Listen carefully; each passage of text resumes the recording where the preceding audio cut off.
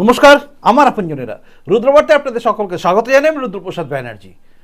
মল্লিকার্জুন খাড়গের এমনই একটি বক্তব্য, যে বক্তব্যের পরে এই রাজ্যে কার্যত মমতা বন্দ্যোপাধ্যায়ের মাথায় হাত হয়ে গেল। কারণ এই পঞ্চম দফা নির্বাচন থেকে তার ভোটের শতাংশ কমতে শুরু করবে।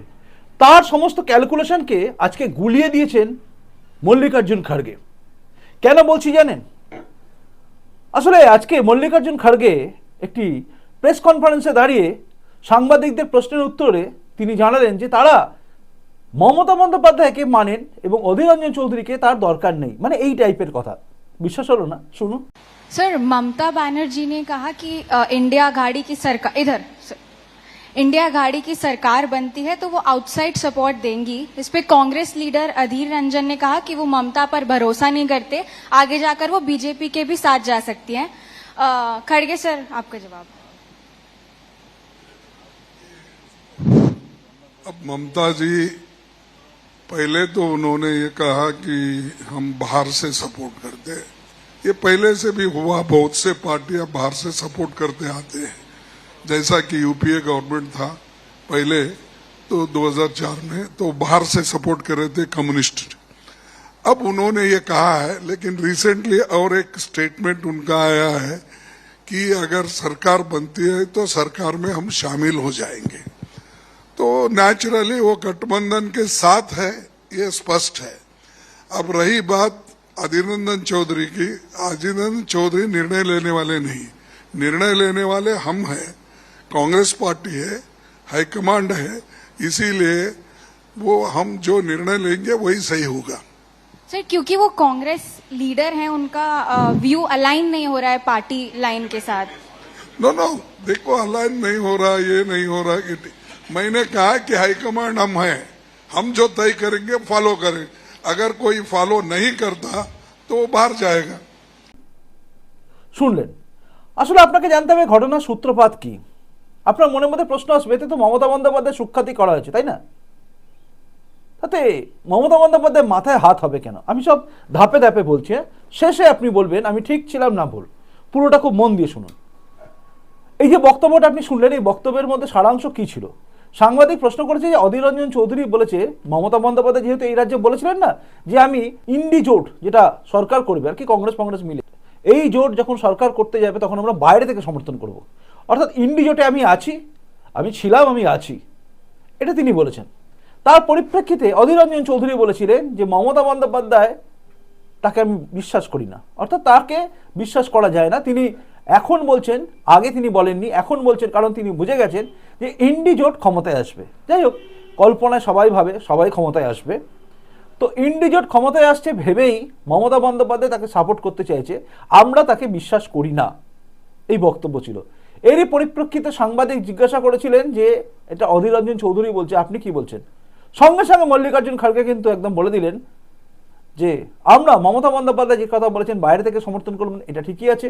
তিনি বলছেন তিনি আমাদের সঙ্গে ছিলেন, এবং অধীর রঞ্জন চৌধুরী কথা বলতে তিনি বললেন যে পার্টি হাইকমান্ড আমরা ঠিক করব, যা কিছু বলে আমরা বলবো, অধীর রঞ্জন চৌধুরী নয়। প্রয়োজন পড়লে সরে যেতে পারে, মানে সরে যেতে পারে মানে বা চলে যেতে পারে, দল ছেড়ে দিতে পারে বা চলে যেতে পারে, এই টাইপের কথা বলে একদম অধীর রঞ্জন চৌধুরীকে ব্যাক ফুটে ফেলে দিয়েছেন।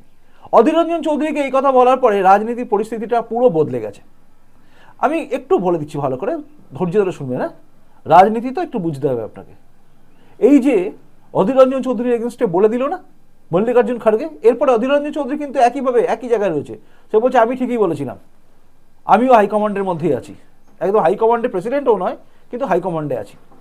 যাই হোক, তিনি হাইকমান্ডে আছেন কি লো কমান্ডে আছেন কি তার কোনো ভ্যালু নেই। এটা মল্লিকার্জুন খাড়গে যখন বলেছে রাস্তা দেখিয়ে দিচ্ছে, জেলে যেতে পারো, তখনই বোঝা যায়। তবুও এই অধীর রঞ্জন চৌধুরী মানবেন না, কারণ তিনি তার মতো করে চলবেন।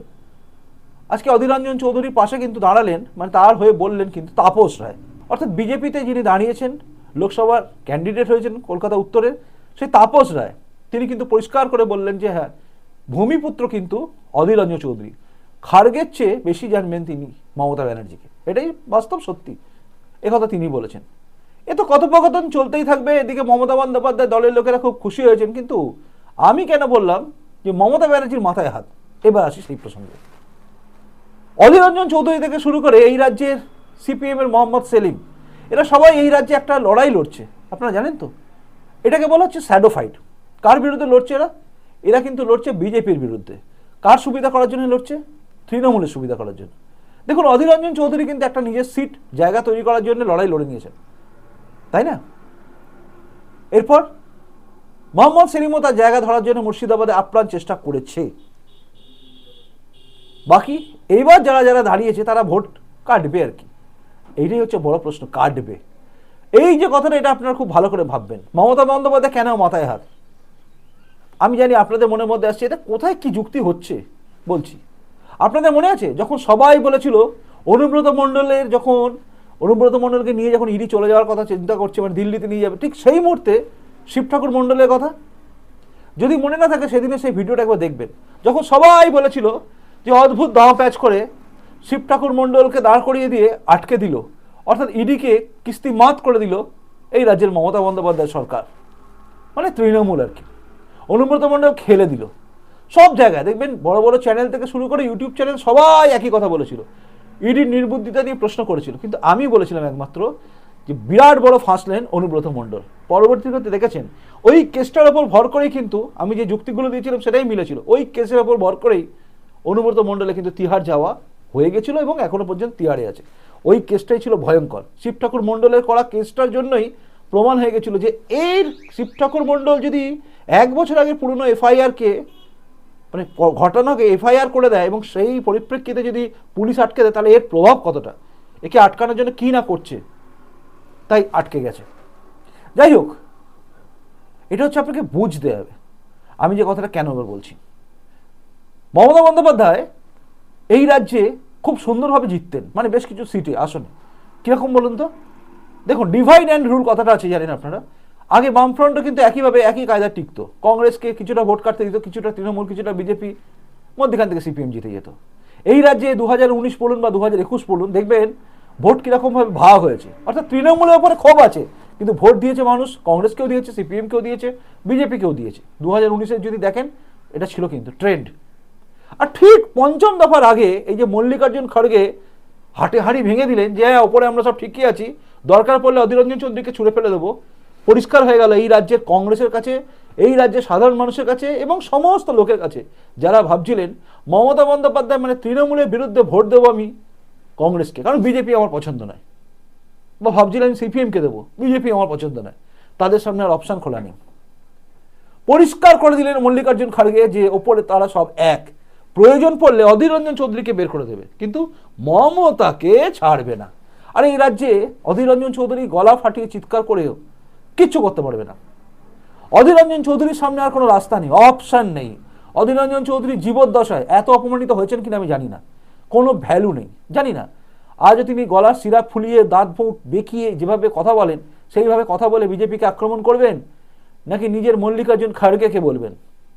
সন্দেশখালী নিয়ে যখন স্পিকটি নট ছিল, তখনই অধীর রঞ্জন চৌধুরী বোঝা উচিত ছিল যে তার এইসব কথাবার্তা ওপর মহলে গিয়ে খাটে না।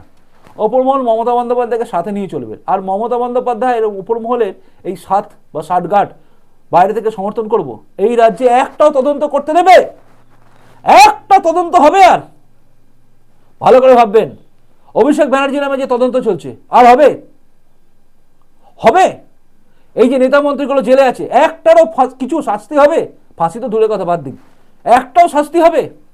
একটা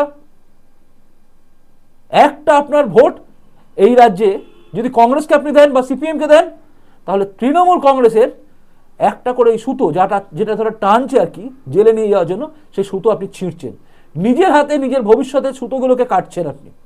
এটা আজকে প্রমাণিত। আর এই প্রমাণটা কিন্তু আমি আপনাদের সামনে বারবার বলছি।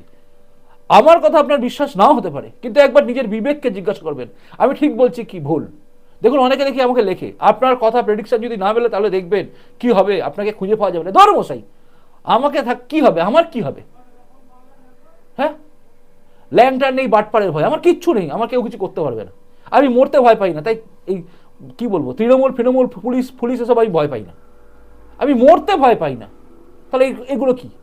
এ আমার কাছে কিছু না, কারণ আমি গীতায় বিশ্বাস করি। আমি সনাতন, অ্যাকচুয়ালি মন থেকে সনাতন ধর্মকে মানি। গীতা আমাকে শিক্ষা দিয়েছে এই শরীরের মৃত্যু হবেই, আজ নয়তো কাল। পুরোনো জামা কাপড় ছেড়ে দেওয়ার মতো, আমার শরীরের জামা কাপড়ের মতো শরীরটাকে আমি ছেড়ে দেবো, আত্মা আমার চলে যাবে, তাই আমি ভয় পাই না, আমার কিচ্ছু যায় আসে না। কিন্তু যাবে আসবে আপনার, আমার তো সামনে নেই পেছনে নেই, কেউ নেই, দুটো বিড়াল ছানা ছাড়া। আরে আমার কি যাবে? আমার সমস্ত ফলাফল যদি মিথ্যে হয়ে যায়, আপনি খুশি হবেন?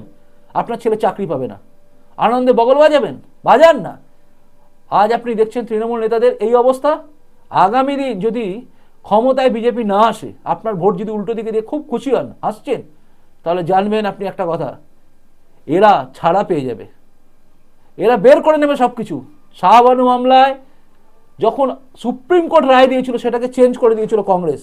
আজও তারা চায় অযোধ্যা মামলাকে চেঞ্জ করে দিতে, মন্দির ওখানে করতে দেবো না, এদের হিডেন এজেন্ডা।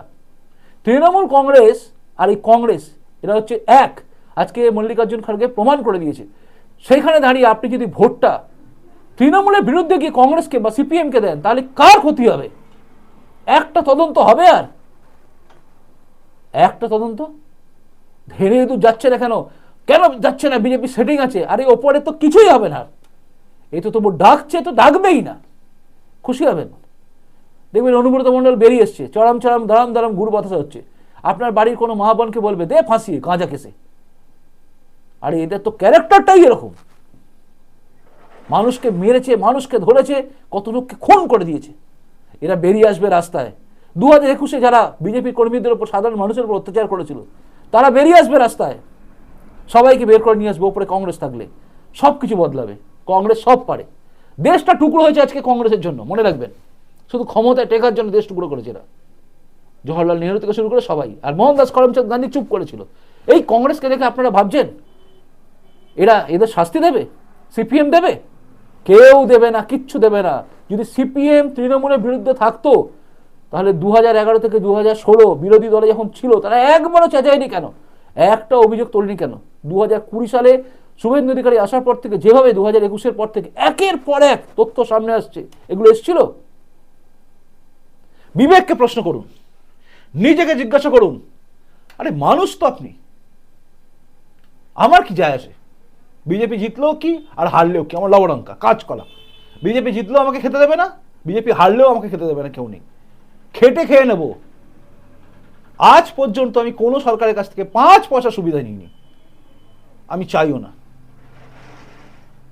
যখন খুব সময় খারাপ গেছে, আমি জুট মিলে কাজ করেছি, লেবারের কাজ করেছি, করে আমার মাকে বাঁচিয়েছি। ঘাবড়াই না। গায়ে যতদিন দম আছে খেটে যাব, দম না থাকলে স্বেচ্ছা মৃত্যু নিয়ে নেব, কিন্তু হাত পাতবো না এই সরকারের কাছে। নিজেকে বিক্রি করবো না। বিক্রি নেই আমার আদর্শ, বিক্রি নেই। আদর্শ বিক্রি করতে আমি আসিনি। তাই আমার কিছু যাবে আসবে না, যাবে আসবে আপনার। আর এই বার্তাটাই যদি আপনি সবার কাছে পৌঁছে দেন না, মমতা বন্দ্যোপাধ্যায়ের মাথায় হাত হয়ে যাবে। ভাববেন নিশ্চয়ই, এই বার্তাটা পাঠিয়ে দিলে, শেয়ার করলে আমার পয়সা আসবে। গৌণ মুখ্য উদ্দেশ্য হচ্ছে আপনাদের জন্য,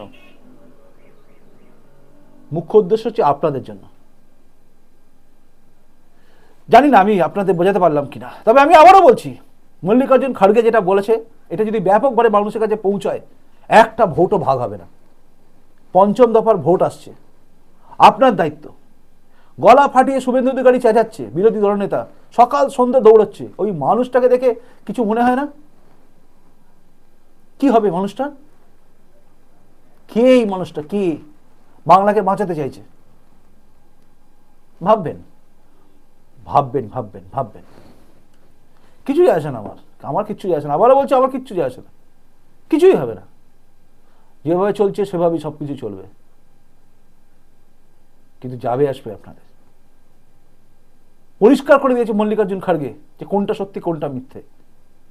ওপরে সবাই এক, পিছন থেকে সাপোর্ট দেবে তৃণমূল কংগ্রেস। একটা কেস, একটা তদন্ত হবে না। মমতা বন্দ্যোপাধ্যায় যেটা চান, যে সব ফাইল চাপা পড়ে যাক, টাকা পয়সা যেন চলে আসে, হিসাব আমি আর দেবো না। অর্থাৎ যা ঝেড়েছে তৃণমূল কংগ্রেস সরকার, সেটা ফেরত দেবে না, 5 পয়সা দেবে না। আপনার আমার টাকা পয়সা এরা মেরে দিয়েছে, এটা বুঝুন। আপনার আমার ছেলের ভবিষ্যৎ, আমার বাদ দিন, আমার কেউ নেই, আপনার ছেলে মেয়ের ভবিষ্যৎ স্বপ্ন শেষ করে দিয়েছে এরা। ভবিষ্যৎ প্রজন্ম আপনাদের শেষ হচ্ছে। আরে বুঝুন, জাগুন, না তো আমার কি? গোদা বাংলা বলতে গেলে বলতে আমার বাপের কি? মরলে ডুবলে মরলে আপনার ভবিষ্যৎ প্রজন্ম ডুববে মরবে, আমার বাবার কি? কাঁচকলা, জোড়া কাঁচকলা আমার। বুঝুন, জাগুন, পারলে ভিডিওটা শেয়ার করুন সবাইকে, যে বুঝিয়ে দিন যে একটা ভোট যেন নষ্ট না হয়। তৃণমূলের বিরুদ্ধে গেলে সিপিএমকে, কংগ্রেসকে ভোট দিয়ে ভোট নষ্ট করবেন না। তৃণমূল সরকারকে যদি ফেলতে চান, অপশাসন থেকে মুক্তি পেতে চান, যদি মনে করেন এখানে অন্যায় হচ্ছে, সন্দেশখালী মা বোনেদের অত্যাচার চলছে, যদি মনে করেন মাম্পি দাস আজকে মুক্তি পেয়েছে, এদেরকে অন্যায়ভাবে ফাঁসানো হচ্ছে, সন্দেশখালী মা বোনেদের 2000 টাকায় বিক্রি হয় বলে যেভাবে এরা প্রচার করেছে, সব যদি অন্যায় মনে করেন, তবে ভিডিওটাকে শেয়ার করবেন, সবাইকে বলবেন জাগতে, এবং সবাইকে বলবেন একটা ভোট যেন নষ্ট না হয়। কে দাঁড়িয়েছে দেখবেন না, আপনার ওখানে কে দাঁড়িয়েছে দেখার দরকার নেই। তাকে দেখতে পারি না, তার চলন ব্যাখ্যা, তার অমুক ব্যাখ্যা, তার অমুক তমুক দেখতে হবে না, ভোট দিন। লড়াই হচ্ছে মোদি ভার্সেস এরা সবাই। একদিকে দুর্নীতি ঢাকতে এরা লড়াই লড়ছে, আর একদিকে দুর্নীতিকে শেষ করতে একজন লড়ছে। একজনের বিরুদ্ধে সবাই। সত্যের পক্ষে থাকবেন নাকি অধর্মের সঙ্গে থাকবেন, এটা আপনার বিষয়। অনেক বেশি বলে ফেলেছি হয়তো। অনেকে গালাগালি দেবেন, গালাগালি দিন। আপনি আমাকে গালাগালি দিয়ে আপনার ছেলে মেয়ে যদি ভবিষ্যৎ ভালো হয়, তাহলে আপনি আমাকে গালাগালি দিন, শুধু মা তুলে দেবেন না। কারণ আমি রত্নাকর থেকে বাল্মীকি হওয়ার প্রয়াস করি। মটকা খটকে গেলে আমি রত্নাকর খুঁজে নেব। এটুকুই বলার ছিল। ভালো থাকুন, আর কিছু বলার নেই। যদি মনে হয় আমি কোথাও ভুল বলেছি, কমেন্ট বক্সে কমেন্ট করে জানাবেন। আর যদি মনে হয় আমি ঠিক বলেছি, এটাও জানাবেন। পারলে শেয়ার করবেন। বুঝুন, জাগুন। মল্লিকার্জুন খড়গের কথাটাই কিন্তু মমতা ব্যানার্জির মাথায় হাত হয়ে যাবে, যদি আপনি চান। না চাইলে আমার কিছু করার নেই। ভালো থাকুন, আসি, দেখা হচ্ছে পরের রুদ্রবার্তায়। নমস্কার, বন্দে মাতরম, ভারত মাতা জয় হোক, জয় হিন্দ।